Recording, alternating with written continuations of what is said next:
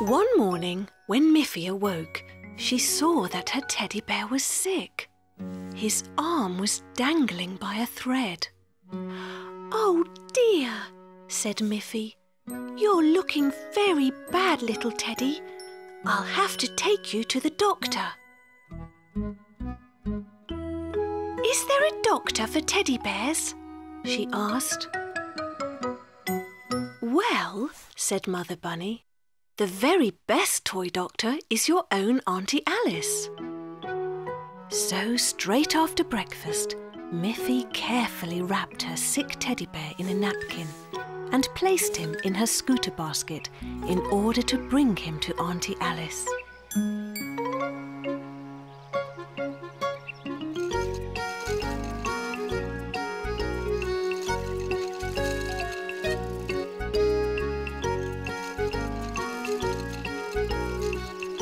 She rode as fast as she could up the hill to her auntie's house.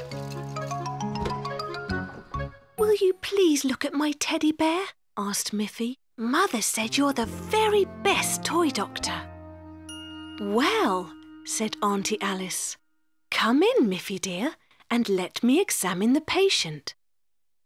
Auntie Alice placed Miffy's teddy bear on the table and carefully removed the napkin. "Oh dear," said Auntie Alice. "This is a more serious condition than I thought. Look, even the stuffing is coming out of his body."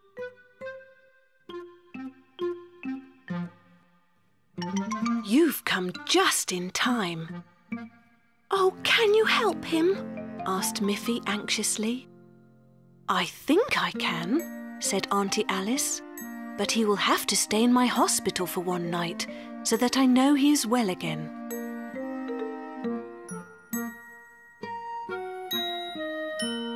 Miffy was very sad to be without her teddy for even one night. But she had to go home. Back home, she felt very sad.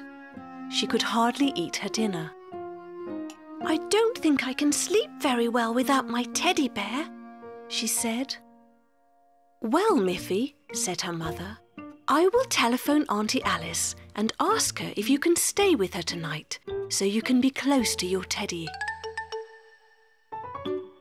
"I've already sewn Miffy's teddy together, so if she comes back here to sleep, I'll put him in her bed as a surprise for her when she wakes in the morning." So Father drove Miffy to Auntie Alice to stay for the night.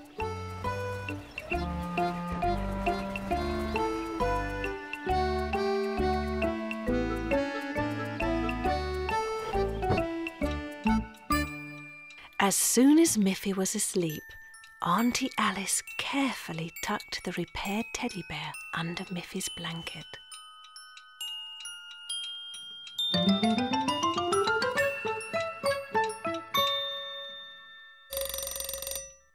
When Miffy awoke in the morning, she saw right away that her teddy was healthy again. "Oh, Auntie Alice, it's true!" she shouted. "You are really the best toy doctor that ever was." "Thank you, dear," said Auntie Alice proudly, and Miffy was very happy that her teddy bear was well again.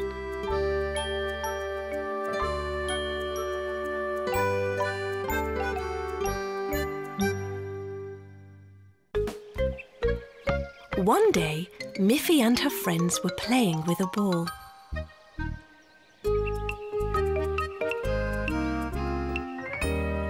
"Let's see who can throw a ball the highest," said Miffy, and she threw her ball. Then it was Melanie's turn. It went even higher. Then Aggie tried. Not quite so high. Just then Poppy Pig came by. "Hello, girls," said Poppy. "I'm very good at throwing balls. May I try?" "OK," said the girl bunnies. Aggie said, but I don't think you can throw the ball higher than we can. Poppy threw the ball. Up it went, but it did not come down. "What happened?" said Poppy. "Did you see how high I threw the ball? Where is it?" The bunny girls laughed. "The ball is in the tree," said Melanie. "You threw the ball high enough for it to get stuck in the tree." Luckily, the wind blew the ball out of the tree. OK, let's see how far I can throw the ball this time.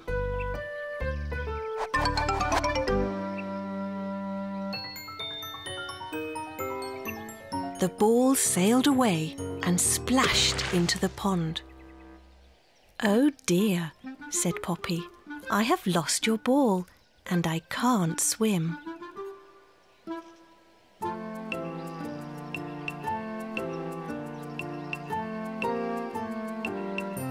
But just then, Miffy's father came along.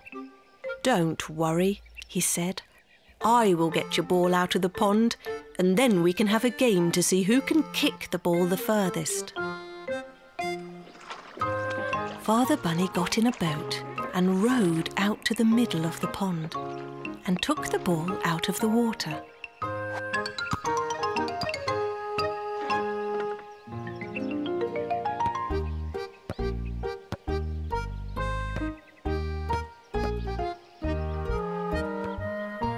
"Aggie, let's see how far you can kick the ball," said Father Bunny.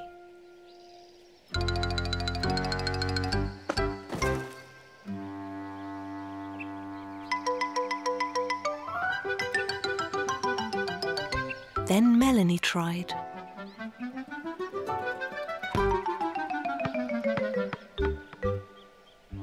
"All right," said Father Bunny. "That was very good. And now it's Miffy's turn." "Now, young bunny girls," said Father Bunny, "I will show you how to really kick a ball." Poppy Pig was glad that she didn't have to kick the ball, but she watched Father Bunny to see how a ball should really be kicked. The ball sailed away straight towards Miffy's house. "Dinner is ready," called Mother Bunny. Aggie, Melanie, Poppy and Miffy gasped. Father Bunny was very sorry about what he'd done, and he was worried that Mother Bunny would be very angry with him. But Mother Bunny just laughed and said, "Well, at least the ball is in time for dinner. Now let's see who can run the fastest to the table."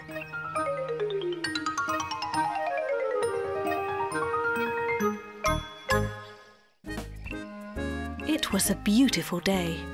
The sun was shining, the birds were singing, and the flowers were in bloom. Miffy thought, "This is going to be a nice day." "Mother," said Miffy, "it's such a lovely day. May I visit Poppy Pig?" "Yes, Miffy, but it's a long way and your scooter is broken. You'll have to walk."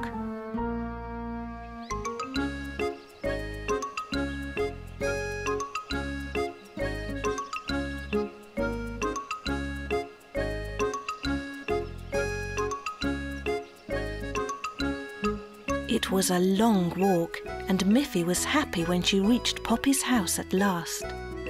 She knew that Poppy always had some nice biscuits to eat.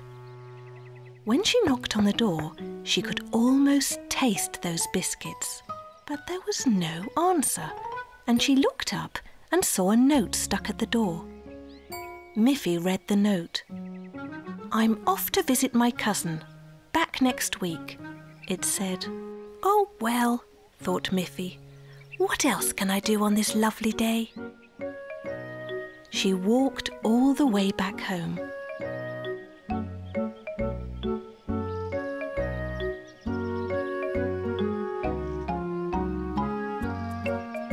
"I think I'll call Melanie," she said.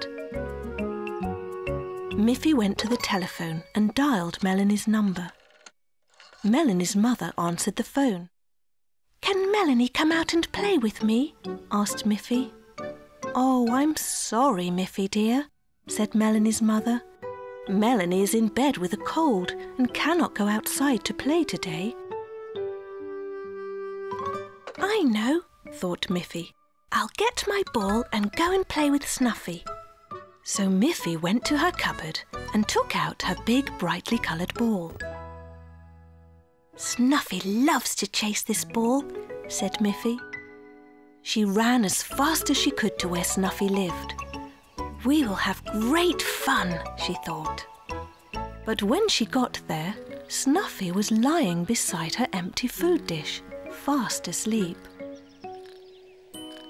Miffy could see that Snuffy had just had her dinner.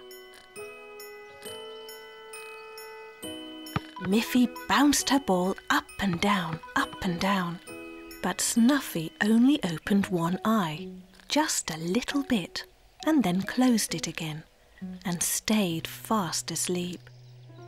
So poor Miffy had to go home again, still with no one to play with on such a beautiful day.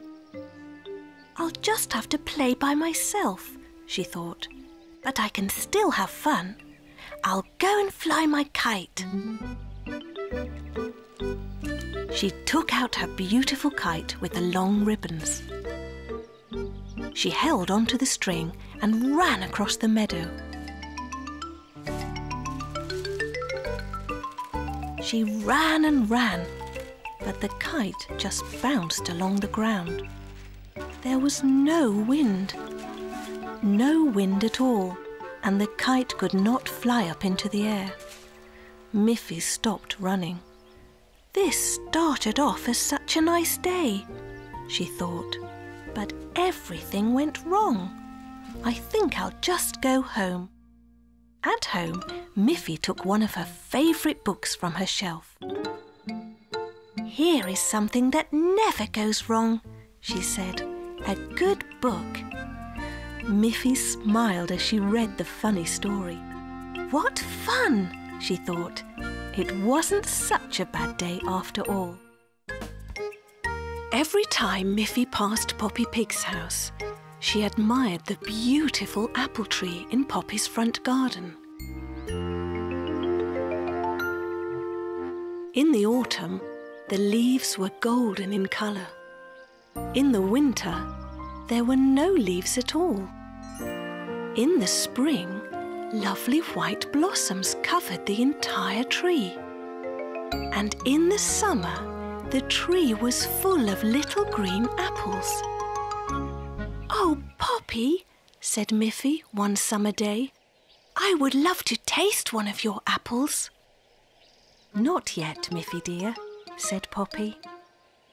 "The apples are still too small, green and hard. You must wait a while." The next time Miffy walked by Poppy Pig's house, she saw that the apples were larger and were changing their colour, half green and half red. "Now may I please taste one of your apples, Poppy?" asked Miffy. "Not yet, Miffy," said Poppy. "The apples must be all bright red before they are ready to eat." As Miffy was very excited, it was difficult for her to wait for things. She was so eager to taste one of those apples. Very soon, all the apples were very big and bright red. But birds like red apples too. Poppy thought, "It's time to pick those apples before the birds eat them." That very day, Miffy walked home from school very quickly, hoping that at last Poppy's apples would be ready to eat. She was so excited, thinking about how good they would taste, and could hardly wait to get to Poppy's house. And there it was. But look! There were no more apples in the tree. All those wonderful apples were gone. Miffy ran to Poppy's door and knocked, but Poppy was not home. could have taken Poppy's apples? Miffy wondered. She looked into Poppy's kitchen window. There were no apples on the table. Just then Poppy arrived. "Oh, Poppy," shouted Miffy, "someone has taken all the apples from your tree. Now I won't be able to taste even one of them." Poppy said, "Oh, I was away buying some fresh milk. Wouldn't you like to come in and have a glass of milk with me?" "Oh, yes, Poppy," said Miffy. "But what about your apples?" "Well, maybe I will have a surprise for you, Miffy dear." And they went inside Poppy's house. As soon as they entered the door, Miffy smelt something very, very good. Something fresh out of the oven. "Wouldn't you like to have a big slice of apple pie to go with your milk?" And then Poppy opened her oven and brought out a huge pie full of delicious apples. She put the apple pie on the table. It looked wonderful and it smelt delicious. Miffy was very surprised and very happy. At last, she had a taste of those wonderful big red apples.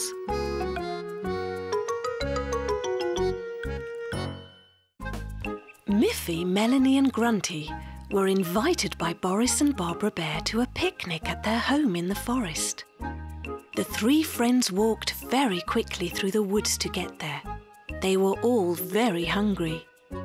Soon they were there, and they saw Boris making a circle out of some stones on the ground. Barbara was preparing lunch on the picnic table. "Hello, Miffy. Hello, Grunty. Hello, Melanie," she called. "I'm putting some of the vegetables from our garden into this pot. We will have a wonderful vegetable soup for our lunch." "Hello, Miffy. Hello, Grunty. Hello, Melanie," called out Boris. "I'm going to cook the soup for our lunch, and you are going to help me cook it. Melanie, you can look in the woods and find some very small sticks to help start the fire. Grunty, will you please fetch some logs from the pile in the back of the house? They will burn hot enough to do the cooking." Then Barbara said, "And Miffy, will you please help me slice the carrots and cabbage for the soup?"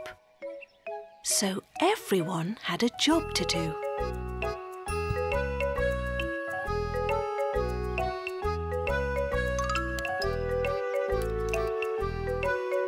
It was fun, and they all got hungrier and hungrier. But when everything was ready, they noticed there was still one very important thing missing. "We have forgotten to bring water to boil the vegetables in," said Barbara. So Barbara and Miffy went to get water from the house.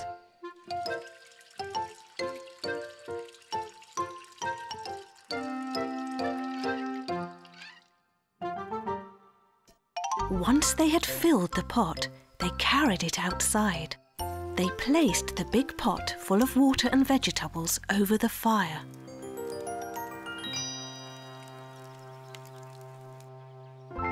Before long, a delicious smell rose from the cooking pot.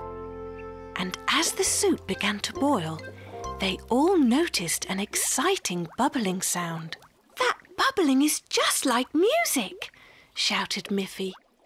"Yes," said Barbara, excited. "But it needs some rhythm." And she began to tap the cooking pot with a wooden spoon. It made a ringing bell-like sound. Then Melanie stamped her feet in the same rhythm. And Grunty picked up 2 sticks and began to click them together. "I'll get my banjo," said Boris, and he ran to the house. When he came back out, strumming his banjo, Miffy also started to dance. and everyone followed her around the soup.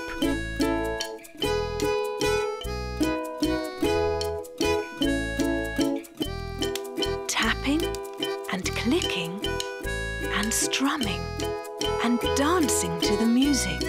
It was a real promenade, a real forest orchestra. When they had circled the cooking pot 3 times, the soup was ready at last.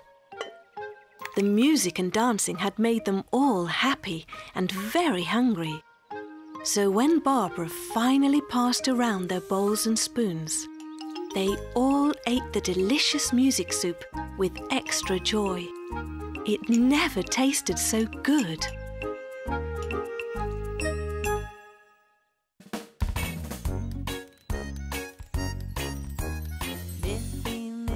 Miffy, run! With her friend she's having fun. Snuffy, grunty, Boris Bear, Pop